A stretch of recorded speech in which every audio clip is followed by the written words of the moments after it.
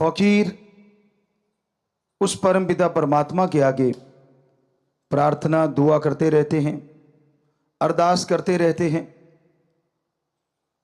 और उसका मकसद सिर्फ एक ही होता है कि हर जीव सुख शांति हासिल करे, हर इंसान को वो खुशियां मिले जिसके लिए वो दुआएं करता है, प्रार्थनाएं करता है। पर जायज नाजायज मांग ना तो कभी पूरी होती है और ना उसके लिए संत पीर फकीर कोई दुआएं करते हैं। जायज नाजायज, सही है गलत है, इसका पता कैसे चले? आप अगर सत्संग लगातार सुनते हैं, ये हो ही नहीं सकता कि आपको यह ना पता चले सही मांग कौन सी है और गलत मांग कौन सी है। सही मांग वो होती है जिससे परिवार का भला हो, समाज का भला हो, देश का भला हो और संसार का भला हो। सही मांग वो भी होती है शरीर का भला हो, आत्मा का भला हो और दिमाग में शांति रहे, संतोष धन आए, मन ना भटकाए, माया ना छलिया बने, काम वासना क्रोध लोभ मोह अहंकार तंग ना करें। ये सारी प्रार्थनाएं जब की जाती हैं तो परमपिता परमात्मा की दरगाह में मंजूर होती हैं।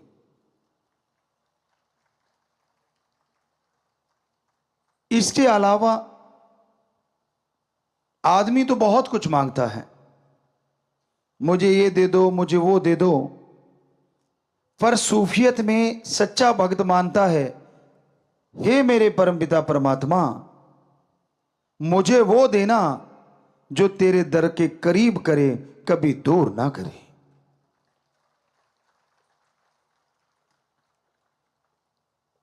बहुत धन दौलत आ गई लोगों के पास, ऐशो आराम के साधन हो जाते हैं और कमी यह आ जाती है कि वो परम पिता परमात्मा से दूर हो जाते हैं।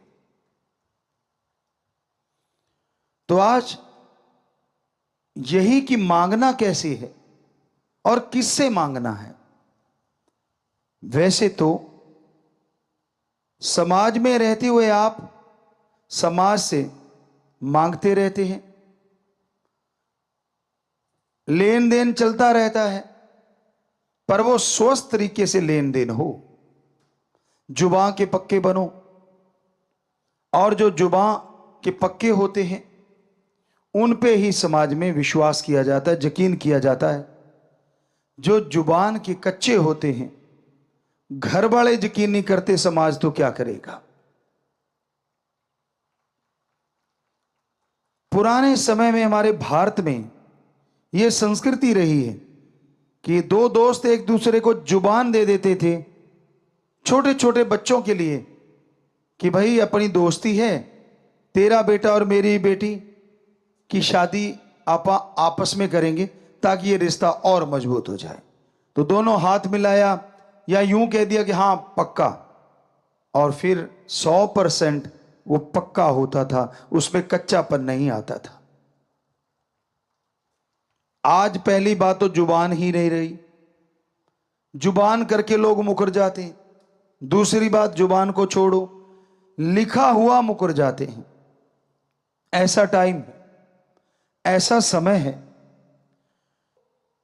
प्यारी साध संगत जियो,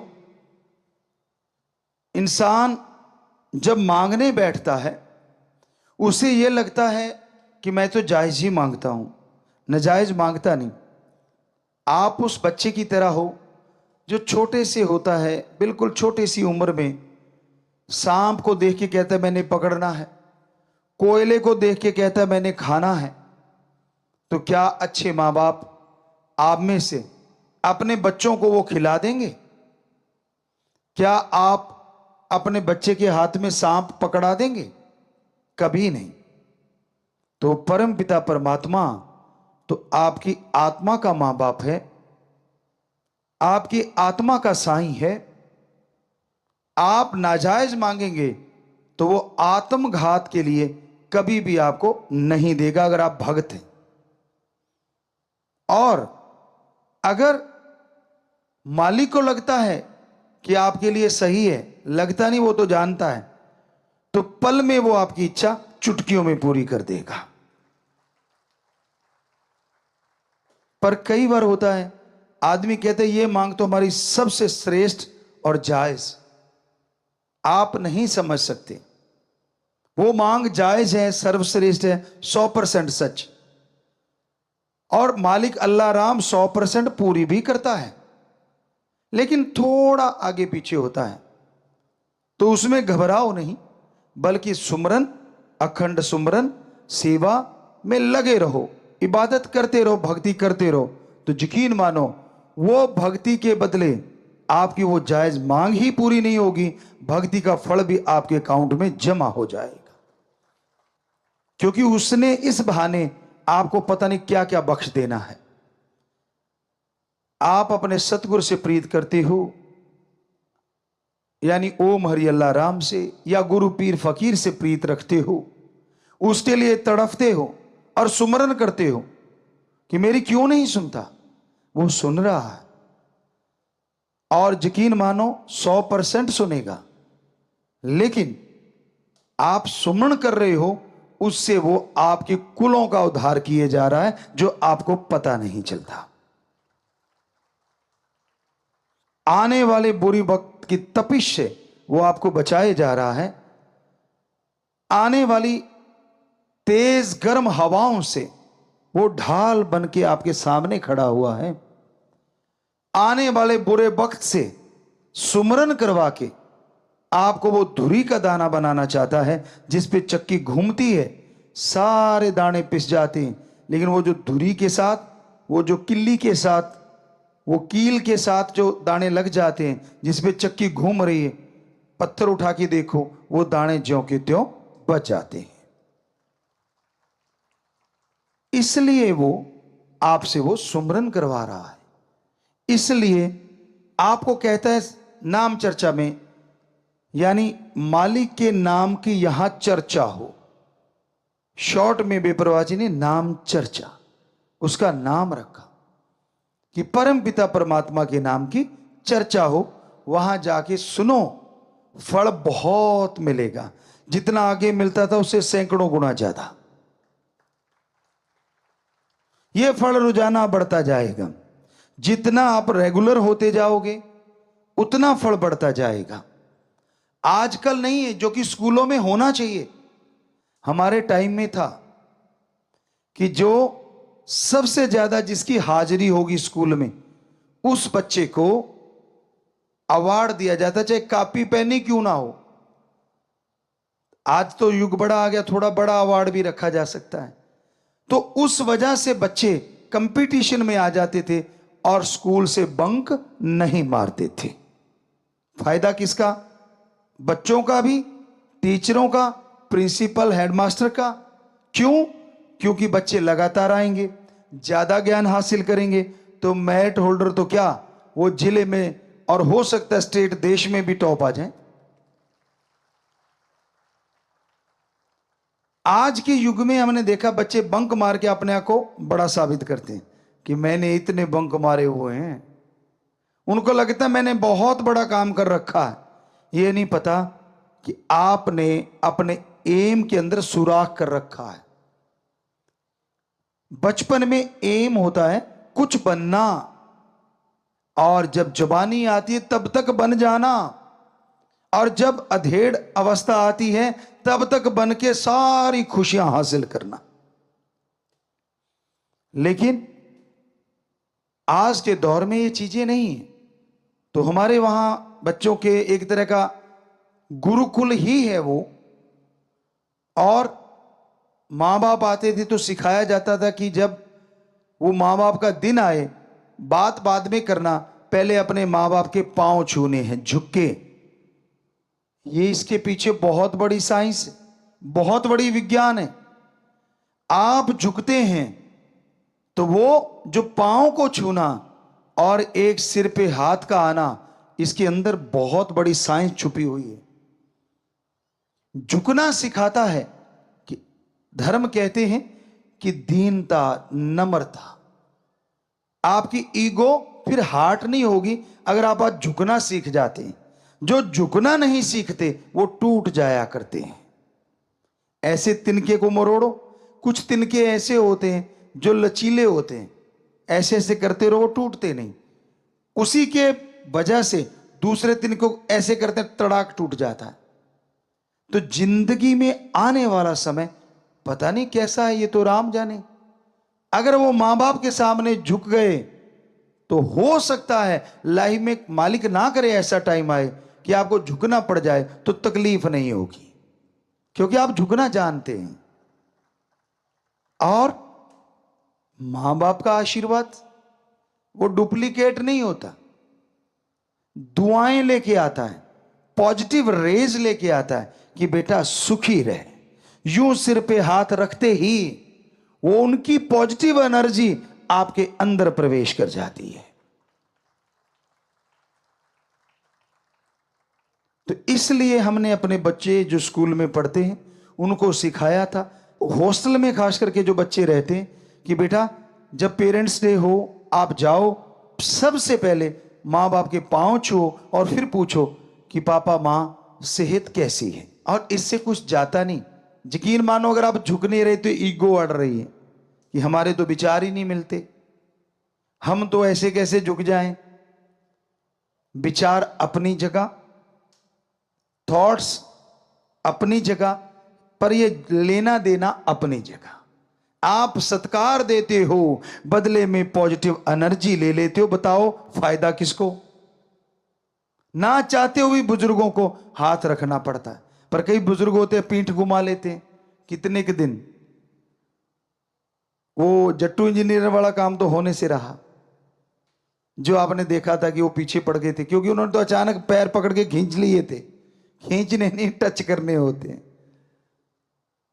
तो वो तरीका, अब साइंस भी इस चीज को मानने लगी।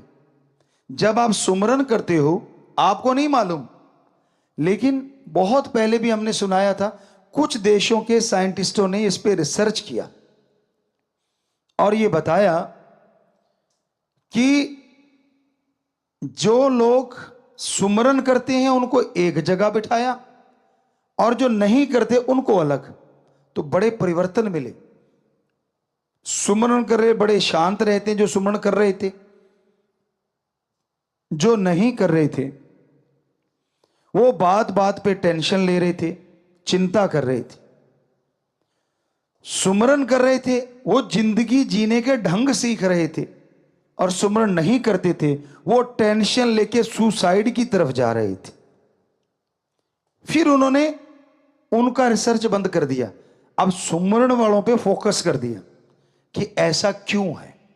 सेंसर लगाए गए, कंप्यूटर से जो भी सिस्टम थे सारे लगाए गए, और ये बहुत पहले की बात है, सर्च करने पे शायद मिल जाए, लेकिन हमने कहीं पढ़ी थी।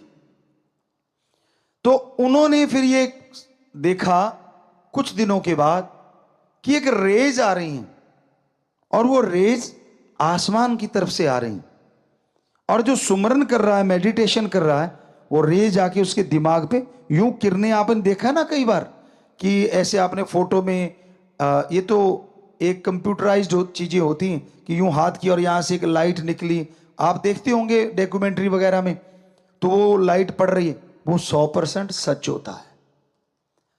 ऊपर से रेज आती है और वो माइंड में टकराती है, ये साइंटिस्ट कह रहे हैं, और उनके अंदर माइंड में परिवर्तन आने शुरू हो जाते हैं। डीएनए के जो सेल्स हैं वो मजबूत होते हैं, अंदर डीएनए पनप रहा है, वो और स्ट्रांग होता चला जाता है। फिर उन्होंने सोचा इन रेज का पीछा किया जाए। जब उन्होंने उस रेज का पीछा किया तो एक हद के बाद पता नहीं चला वो रेज आ कहां से रही, क्योंकि इनकी जो साइंस की जो दायरा है वो ब्रह्मांड के अंदर तक का है, और वो ब्रह्मांड से पार से आती हैं रेज। किससे आती हैं? ओम, एक ओंकार, अल्लाह, गॉड, सुप्रीम पावर से आती है। क्या संत पीर फकीर आशीर्वाद देते उससे भी रेज आती? जी हां, आती हैं। क्यों आती? क्योंकि उनका हाथ पार ब्रह्म उस परमपिता परमात्मा से जुड़ा होता है। साइंस के अकॉर्डिंग उनकी सिक्स सेंस हमेशा मालिक से कनेक्ट रहती है। इसका मतलब यह नहीं कि उनकी सिक्स सेंस यहां काम नहीं करती, बल्कि आपसे कई गुना ज्यादा उनकी सिक्स सेंस यहां भी काम करती है। यह कैसे पॉसिबल है? यही वो अनसुलझी पहेली है जिसे साइंस शायद ही कभी सुलझा पाए, पर धर्म सुलझाते हैं। कैसे? संत पीर फकीर जैसे आपको बताया बनाए नहीं जाते, वो पैदा होते। फर्स्ट जब वो आत्मा गर्भ में आती तो परम पिता परमात्मा के अंश तो सारी आत्माएं होती हैं, पर वो उस मालिक से डायरेक्ट उस बॉडी में आती। बाकी जन्म भोग के आती, 84 लाख जूने भोग के आती। पर जो संत आज से पहले हमारे महापुरुष हुए, जितने भी संत सच्चे रूहानी सूफी संत आए, बहुत आए सारे धर्मों में, वो डायरेक्ट उस ओम का अंश होते हैं, ना कि जन्मों मरणों में घूमी हुई आत्मा होते हैं। तो अब पता नहीं 84 लाख जूनियों में कितने बार चक्कर लगा चुकी आत्मा। एक तो वो है मनुष्य के शरीर में, और एक वो है जिसे भगवान ने डायरेक्ट अपना अंश बना के भेज दिया। तो नेचुरली वो जो घूम घुमा के आई है, वो तो संचित कर्म इकट्ठे किए बैठी है। उनको भोगते भोगते कभी गुस्से हो जाती है, कभी सतगुरु राम से भी मुनकर, कभी कुछ कभी कुछ कभी कुछ। पर वो जो संतों की आत्मा इस बॉडी में होती है, वो परम पिता परमात्मा का प्योर और ओरिजिनल वो अंश होती है जो शरीरों में बाकी में गई नहीं, डायरेक्ट मनुष्य शरीर में आती है। इसलिए वो क्योंकि डायरेक्ट आई है तो उसका कनेक्शन भी गर्भ में भी मालिक से डायरेक्ट होता है। बाहर तो छोड़ो आप, अब कनेक्शन डायरेक्ट है। तो जब वो आशीर्वाद या वो बात कहें या वो आंखों से निहार दें, असर किन पे पड़ता है? इन रेज का।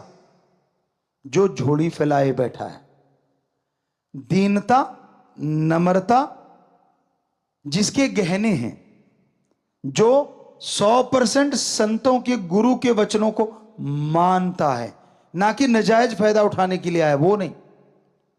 जो अपने पीर फकीर से दृढ़ यकीन रखता है। इसलिए हमने आपसे हमेशा दो ही तोहफे मांगे, बचनों पे पक्के रहो और दृढ़ यकीन रखो, तो नेचुरली प्रीत बढ़ेगी। और फिर आप देखोगे कि एक नजर भी अगर टकरा गई तो पता नहीं क्या से क्या दिखा दे।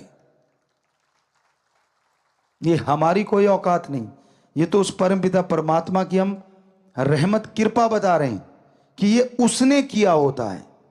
वो कौन से शरीर को चुनता है, ये भी उसका काम होता है। तो इसमें हमारा तो कोई काम नहीं रहा ना, किसी भी संत का कोई काम नहीं होता। ये सारा उस ओम सुप्रीम पावर का काम होता है। वो ही बॉडी की रचना करता है, वो ही उस बॉडी में अपना डायरेक्ट अंश भेजता है। हो सकता है ये सवाल कभी ना कभी आप लोगों के किसी ना किसी बहन भाई के दिमागों में आए होंगे, जो आज हम आपको सुना रहे हैं, या आपकी जानकारी के लिए। क्योंकि अंदर तो आता ही है कि हम तो 84 लाख जोन भोग के आए, जोनियों में जाके आए। क्या संत पीर फकीर भी इसी को फॉलो करते हैं?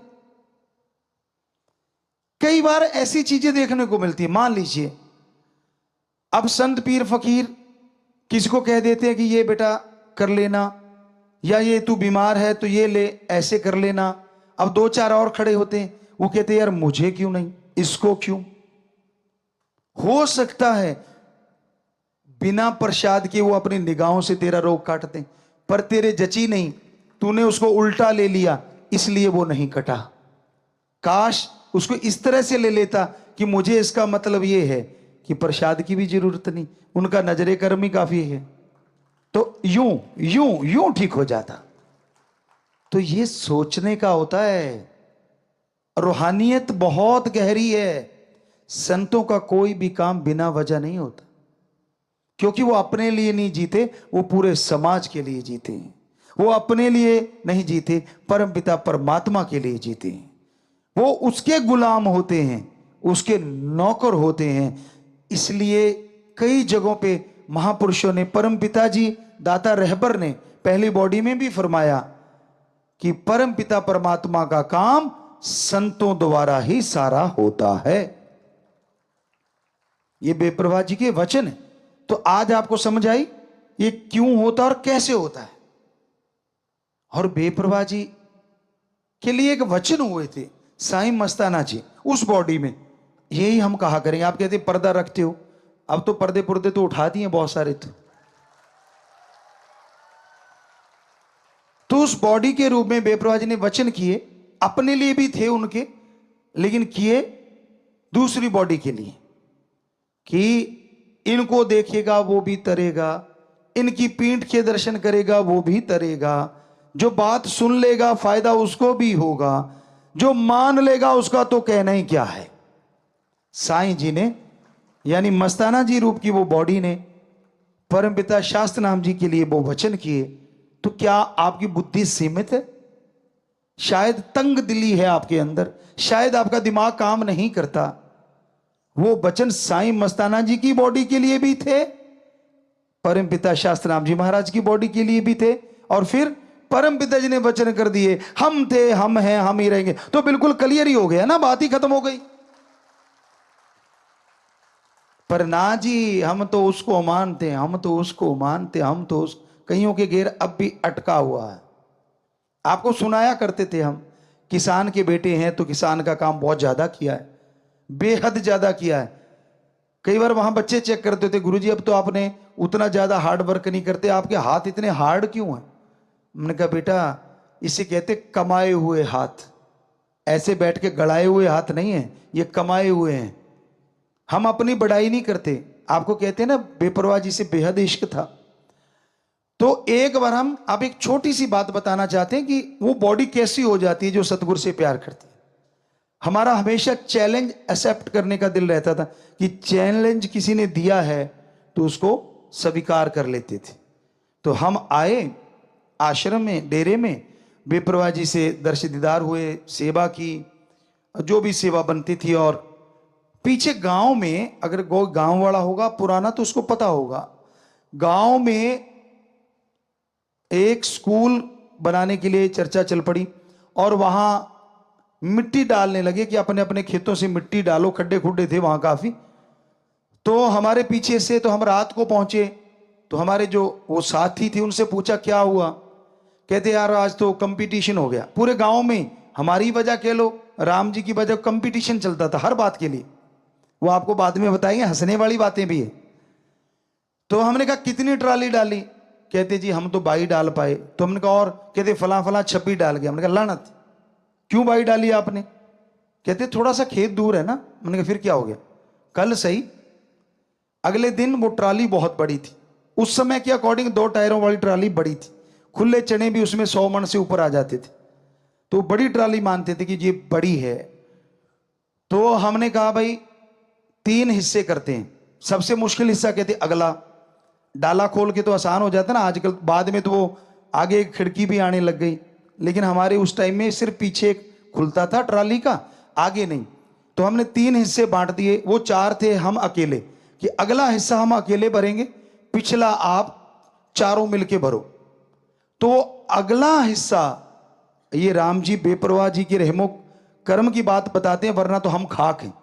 वो अगला हिस्सा जो होता था उसका, यानी 3 हिस्से हो गए, तो अगला हिस्सा हम 2 से 3 मिनट में भर देते थे अकेले। और हमारी कस्सी हो सकता आज भी संभाल के रखी हो उन बच्चों ने, कोई हाथ नहीं लगाता था। हम कहते यार बाद में बर्त लिया करो। तो जो उनमें सबसे पावरफुल था वो कहता था मामा ये कस्सी को देख के ना माथा टेक देते हैं, भाई जिसकी तू है वही उठाएगा, पंगा नहीं लेने का। एक बार या हमारे ताऊ जी का बेटा वो चले गए थे, उसके दले मैं चलाऊंगा, तो उनका पेट इतना खिंच गया था, 2-3 दिन पड़े रहे थे। और हमें वो कहने लगे, आज भी याद है जब हम आपस में मिले, कहने लगा जरूरी सी पंगा लेना। हमने कहा हमने क्या पंगा लिया, हम तो डेरे गए थे। कहते ना जी कई ले आके रख रखी इतनी बड्डी। तो हमने कहा फिर क्या हो गया, कहता मैं चला बैठा कि तू चलाता, मैं भी चलाऊंगा, पानी की बारी थी, मोगा बड़ा था। तो कहता है पूछ मत, उस दिन से ये सारा डंगा खींचा पड़ा है। तो हमने कहा वो क्या कहते थे, वो कहते भाई हम तो 7 दाने दर के माथा टेकते हैं, हम नहीं इसको छेड़ते। तो असल में बहुत बड़ी कस्सी थी। कबूल शाह खुब्बन एक जगह है, वहां से वो आई हुई थी, तब बड़ी मशहूर थी वहां की, आज हमें नहीं मालूम। तो वो कस्सी से हम 2 से 3 मिनट में भरते थे, और वो चारों मिलके 2 हिस्से जो थे वो लगभग 10 से 15 मिनट लगा देते, वो भी तब जब हम ऊपर खड़े करते लानत आपकी हमने भर दिया, अरे क्या कर रहे हो, अरे जोर लगाओ। तो उस दिन दूसरे जो चैलेंज वाले थे उन्होंने 28 और हमने शायद 46 ट्रालियां डाली थी। तो ये कहने का मतलब बेपरवाही का रहमो करम, दया में रहमत, दृढ़ यकीन हो। अब आप कहोगे जी अब हमें समझ आ गई, आप ऐसे कैसे कर लेते थे। अगर आपको समझ आ गई तो जरा सोचो, हमें कस्सी चलाने की क्या जरूरत थी, फिर फूंक मारते ट्राली भर जाती, ले जाते। बताओ है जवाब कोई आपके पास। अरे भाई तब हम इस ताकत का इस्तेमाल नहीं करते थे, जो राम जी ने ये बॉडी बनाई थी इसकी ही इस्तेमाल करते थे। ओनली ह्यूमन बीइंग, एक मनुष्य की तरह, आम इंसान की तरह। वो बेपरवाह जी ने रहमत वो कर रखी थी, उसमें कोई दो राय नहीं। लेकिन जब तक जाहिर नहीं होता शरीर, राम जी करते नहीं, तब तक वो चीजें नहीं दिखाते। हाँ उनको दिखा भी देते हैं जिनका दृढ़ यकीन होता है, उनको तब भी वो चीजें मिलने लग जाती हैं जो बाद में मिलती हैं। मिली लोगों को वो जानते हैं। तो हमारा आज यही बताने का उद्देश्य है कि इस तरह से अगर आप सच्चे दिल से मालिक से प्यार करोगे तो यकीन मानो कभी हारोगे नहीं। अगर पॉजिटिव रहोगे तो नेगेटिविटी नजदीक नहीं फटकेगी। तुम हरि अल्लाह गॉड खुदा रब के नाम के बिना इस संसार में इंसान को मोक्ष मुक्ति नहीं मिल सकता, परमानंद लज्जत खुशी नहीं मिल सकती, और आवागमन से मुक्ति राम नाम से ही संभव है। जिस तरह सारे लोगों में से किसी एक का नाम लेके पुकारें तो वो खड़ा हो जाता है और बात करने लगता है या सुनने लगता है, पर वैसे आदमी आदमी कहें, इंसान इंसान कहें तो कोई उठ के खड़ा नहीं होगा। उसी तरह सिर्फ भगवान भगवान कहने से कोई आपकी बात सुनने वाला नहीं, क्योंकि भगवान 33 करोड़ देवते, कोई कहता है 365 करोड़ देवते, वो सारे के सारे भगवान हैं। काल महाकाल भगवान है, देव महादेव भगवान है। तो सिर्फ भगवान भगवान कहने से आप किसे बुला रहे हैं ये कैसे पता चले। और जो वाकई भगवान है, जिसने सारी सृष्टि को बनाया है, जो दोनों जहां का दाता है, एक होते हुए भी कण कण में जर्रे जर्रे में समाया है, उस भगवान को, उस प्रभु को, उस मालिक को अगर आप पाना चाहें, उसकी दया में रहमत के लायक अगर आप बनना चाहें, तो यह जरूरी है कि आप उसके उन शब्दों को बार बार दोहराओ, रिपीट करो जो उसका नाम है। उन शब्दों को गुरु मंत्र, method of meditation, the gods words, कलमा, नाम शब्द, नाम दीक्षा, अलग अलग धर्मों में, अलग अलग मजहबों में यह बताया जाता है, पर बात एक ही है। पानी को जल कहो, नीर कहो, वाटर वॉशर, आब, नीरू, जो मर्जी नाम लो, उसका न रंग बदले न स्वाद बदले। उसी तरह मालिक का नाम, उसको कुछ भी बोलो, वो उसका नेम है, नाम है।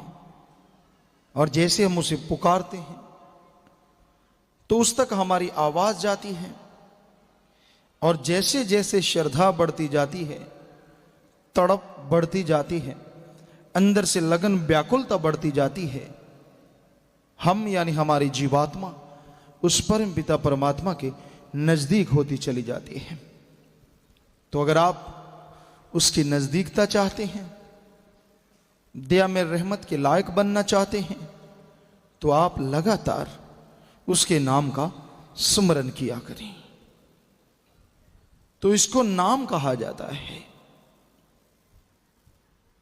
गुरु जिस नाम को खुद अभ्यास में ले आए, उससे उन्हें अनुभव हो, तो इसी नाम को गुरु मंत्र भी बोला जाता है। वह मंत्र, वह शब्द भगवान के, अल्लाह राम के, जो गुरु ने खुद अनुभव किए हो, जिनका अभ्यास किया हो, जब वो शिष्यों को देता है, मुरीदों को देता है, तो वह नाम अंत्यकरण में असर करता है। अंदर की सफाई, आपका छल कपट, पाप कर्म जो अपने निगाह से, अपने कर्मों से किए हैं, वो कटते चले जाते हैं, और आप मालिक की कृपा दृष्टि के काबिल बनते चले जाते हैं। वरना इस घोर कलयुग में मन इंद्रियां इतने फैलाव में हैं, इस तरह से छाई हुई हैं कि आत्मा की आवाज दब के रह जाती है। आप कोई भी गम में, दुख में, टेंशन में डूबे हुए हैं, आप चिंताग्रस्त हैं, अगर आप इन चिंताओं से, इन परेशानियों से मुक्ति चाहते हैं, तो आप स्मरण कीजिए। वो गम चिंता आदमी को तोड़ के रख देती है। एक तरह की वो चिता है जो जीते इंसान को जलाती है। आमतौर पे चिता मरने के बाद एक बार जलाती है, वह तो मुर्दा जिस्म को जलाती है, जिसमें कोई पीड़ा नहीं, कोई तकलीफ नहीं। लेकिन चिंता इस तरह की चिता है जो जीते इंसान को बार बार जलाती रहती है, बार बार तड़पाती रहती है, और इंसान व्याकुल होके, परेशान होके, हताश हो जाता है। चारों तरफ घोर निराशा छा जाती है, कोई रास्ता नजर नहीं आता, जीवन में अंधकार छा जाता है, और यूं लगता है कि सारे रास्ते उसके लिए बंद हो गए। ऐसे हताशा की अवस्था में, निराशा की अवस्था में कोई निकाल सकता है तो वो मालिक का नाम है। जिस तरह आप जंगलात में अकेले हो, आपको रास्ता मालूम ना हो, आप चलते जाएं और अचानक दलदल आ जाए, और उस दलदल में आप धंसते चले जाएं, आप चीख पुकार करें, तड़फें, व्याकुल हो जाएं, बुरी तरह से छटपटाने लगें और डूबने लगें, पता चले कि मौत सामने है, बस जिंदगी कुछ पल की मेहमान है और मौत सवार होने वाली है। तब कितनी व्याकुलता में, तड़प में आप रोते हैं, चिल्लाते हैं, लेकिन अचानक कोई आपको निकालने वाला मिल जाए। वो पेड़ की लताई क्यों ना हो, किसी पौधे की जड़ी क्यों ना हो, आपको ऐसा लगता है वाकई भगवान ने मेरे लिए कोई साधन भेजा है। आप उसे पकड़ते हैं, जोर आजमाइश करते हैं, और उस दलदल से एक बार आजाद हो जाते हैं। फिर आप बाहर बैठ के हाँफते हैं, आपके दिलो दिमाग में विचार आता है, वाकई मालिक ने बड़ा रहमो करम कमाया, मेरी जान बचा दी। आप सोचते हैं उस मंजर की तरफ, आपको याद आती है आपकी तड़फ, आपको याद आती है सामने खड़ी हुई मौत, तो मालिक जैसा कोई नजर नहीं आता। यूं लगता है वाह मेरे सतगुर, मेरे मौला, असंभव को संभव कर दिया। ऐसा नजरे करम किया, ऐसा रहमो करम किया, जिसका बदला मैं 100 जन्म लेके भी चुका नहीं सकता। लेकिन वो क्षण धीरे धीरे आपसे दूर होता जाता है। जंगलात से आप आ गए, दुनियादारी में आए, समाज में खो गए, बस फिर वो असर कम होने लगता है। कहां तो ये था कि मालिक के बिना कोई नहीं, कहां हर किसी की बात आप नोट करने लगते हैं। जब प्यार सतगुरु अल्लाह राम से है, कौन क्या है, कौन क्या बोलता है, उससे आपने क्या लेना देना है? क्योंकि हर इंसान इंसान है और अल्लाह राम राम है। आप उससे तुलना कैसे कर सकते हैं? ये थोड़ा ही ना होता कि चंदन से लिपटे हुए सांप अगर उससे दूर जाएंगे तो डंक नहीं चलाएंगे। उसने डंक वाले दांत, जहरीले दांत थोड़ा ही निकाल दिए। माना कि जब तक चंदन में लिपटे हैं उनमें महक है, चंदन की वजह से वो मदमस्त हैं। लेकिन इसका मतलब ये नहीं है कि वो जहर उगलना छोड़ चुके हैं। कहने का मतलब सांप तो सांप ही है, सो आदमी तो आदमी है, चाहे वो सतगुरु की शरण में कितना भी रहे। फर्क है, जिस तरह से चंदन में लिपटे हुए सांप मस्त हो जाते हैं, उसी तरह जो मालिक से थोड़ा सा भी अगर प्यार करते हो तो रूहानी संतों की सोहबत में वो भी मस्त रहते हैं। लेकिन ये आप मत सोचो कि सभी ऐसे हैं। कोई ऐसा जहरीला भी होता है जो चंदन के वृक्ष पे रहता हुआ भी डंक लेता है। उस तरह से यहां पे रहने वालों का आप हद से ज्यादा विश्वास मत कर लेना। कहीं पे भी रहने वालों का विश्वास हद से ज्यादा करो तो अपने ओम हरि अल्लाह वाहिगुरु और राम का करो, सतगुरु मालिक का करो, जो आपके विश्वास को कभी ठेस नहीं पहुंचाएगा। और किसी का कोई भरोसा नहीं, सब मन के गुलाम हैं। कोई कोई हैं जो मालिक की भक्ति इबादत करते हैं, सुमरन से मन लगाए हुए हैं, और वो आपसे यारी दोस्ती भी नहीं डालेंगे, चाहे वो सत्संगी भाई हैं चाहे सब ब्रह्मचारी हैं, क्योंकि उन्होंने तो दोस्ती डाल ली जिससे डालनी थी। फालतू के कामों के लिए उनके पास समय नहीं है, वो तो खोए हुए हैं। एक फकीर था, नाम ख्याल से हमारे निकल गया, तो उसके अंदर जरा सा घमंड आ गया कि मैं मालिक की भक्ति इबादत बहुत करता हूं, मेरे जैसा शायद ही कोई हो।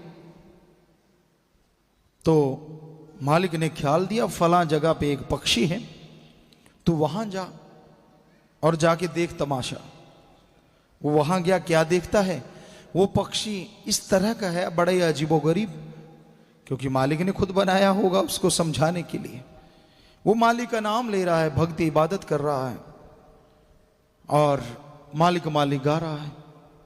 वो भक्त वहां पहुंचता है, बड़ा ही खुश, देखता है वाह यार, छोटा सा पक्षी है, भक्ति इबादत कर रहा है। कहने लगा, ए पक्षीराज क्या खुश हो? कहता बहुत खुश हूं, मालिक राम का नाम ले रहा हूं। कहता बोल मेरे लायक कोई सेवा? कहता नहीं, मालिक का दिया सब कुछ है। कहता फिर भी कोई सेवा मेरे लायक हो? कहता यार पानी थोड़ा दूर है, कहीं वो नजदीक हो तो बड़ा आसान हो जाए। कहने लगा पानी थोड़ी सी दूर तो है। कहता नहीं, तेरे को थोड़ी दूर लगता है, मुझे इतनी देर राम का नाम छोड़ना पड़ता है, मेरे लिए तो ये करोड़ों कोस दूर है। तो उसकी आंखें खुलाई कि कुछ मीटर पे ये पानी है, ये उतनी दूर जाना भी गवारा नहीं समझता कि उतनी दूर जाऊंगा तो मेरा राम नाम छूट जाएगा। और कहां मैं हूं कि इतना समय लगा ही नहीं पाता। तो भक्ति इबादत में जो मस्त हो जाते हैं उनको किसी की यारी दोस्ती पालने का टाइम ही नहीं होता। वो आपसे इतना लगाव करेंगे नहीं। आप समझ जाइए वो मालिक का खास प्यारा है, और जो बात बात पे यारी दोस्तियां बनाता है, आपसे हाथ मिलाता रहता है, आप पैसे वाले हैं तो और हाथ मिलाता, समझ लो वो मालिक का प्यारा नहीं, उसका मन मालिक से जुड़ा नहीं, बस वो तन के रूप में बाहरी तौर से जुड़ा हुआ है। सतगुरु से प्यार करने वालों को, अल्लाह मालिक से, राम से प्यार करने वालों को उनके विचारों से ही फुर्सत नहीं होती। हर समय उसी के ख्यालों में डूबे रहते हैं। मेरा दाता मेरा रहबर किस तरह से, किस अंदाज में मुझसे प्यार करता है, कितना उसका नूर है, कैसा उसका जलाल है, किस तरह वो कण कण में, जर्रे जर्रे में नजर आता है। और उसके रूप बदलते रहते हैं, कभी नूरी स्वरूप है तो कभी बेइंतहाश प्रकाश का पुंज है, कभी एक रूप है, कभी अरबों रूप है। उसके रूप ही इतने लुभावने सुहावने हैं कि भक्त उनमें मोहित हो जाते हैं। इसलिए वो कहते हैं मैं निगाह किसी की तरफ क्यों उठाऊं, हे मेरे रहबर, हे मेरे दाता, बस मुझे तो तुझसे ही फुर्सत नहीं, और मैं ये चाहता हूं कि तू मुझे देखिए, मैं तुझे देखूं। और कौन क्या है उससे मैंने क्या लेना है। एक भक्त तो यही कहता है, मालिक से प्यार करने वाला। दूसरों को काफी काम रहते हैं जिनका मन शैतान है, कौन क्या बोला, आपस में दो लोग बात कर रहे हैं, उसका बस नहीं चलता, वरना उसका दिल करता है सेंटर में मैं खड़ा हूं पर दिखूं ना, ये क्या बोल रहे हैं, मुझे पता चलना चाहिए। मनोदशा आज के लोगों की। हमें तो लगा नहीं कोई बचा होगा इससे, सिवाय वो जो मालिक से ही मोहब्बत करते हैं। अदरवाइज आप देख लो, अपने आप में निगाह मार लो, आप देखो अपने आप को टटोल के देखो, क्या आपके अंदर होता नहीं, थोड़ा सा आपके जान पहचान वाला हो और आपसे थोड़ा सा ना बनती हो बाद में, तो वो कोई दो लोगों से बात कर रहा हो तो आपको देख के थोड़ा सा देख ले, फिर तो आग ही लग गई, आपकी तरफ देख के बात कर ले तो। अदरवाइज वैसे भी बात कर ले तो भी आपके अंदर कुछ चलने लगता है अजीब अजीब सा। हे मालिक कुछ ऐसा कर दे, या मेरे कान की शक्ति इतनी बढ़ा दे कि वो सारा मेरे कान में घुस जाए। क्या चल रहा है, चाहे वो अपनी बात कर रहे हो, चाहे खाने पीने का मसला हो या कुछ भी हो, पर आपकी तो आग लगी हुई है, पता नहीं मेरे ही चल रही है बस।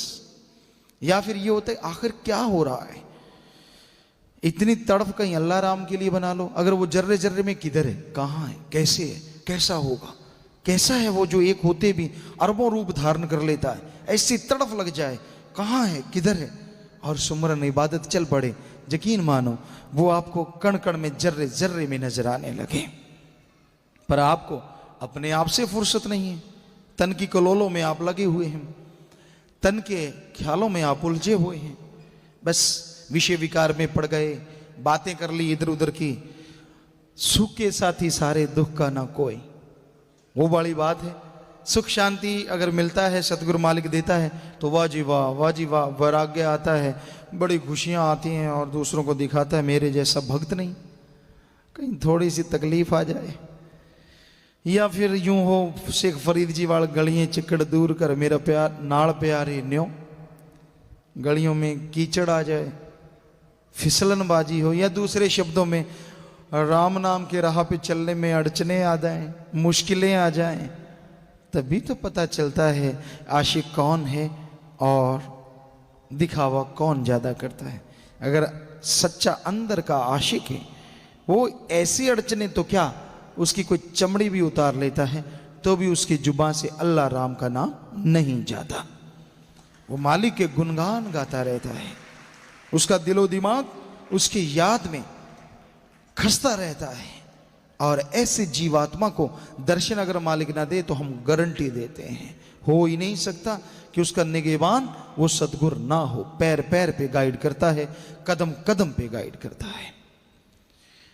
ऐसा बना जा सकता है, ये किस्से कहानियां नहीं है, ये सिर्फ भूतकाल की बात नहीं है, वर्तमान में भविष्य में ऐसा संभव है, हो रहा है और होता रहेगा।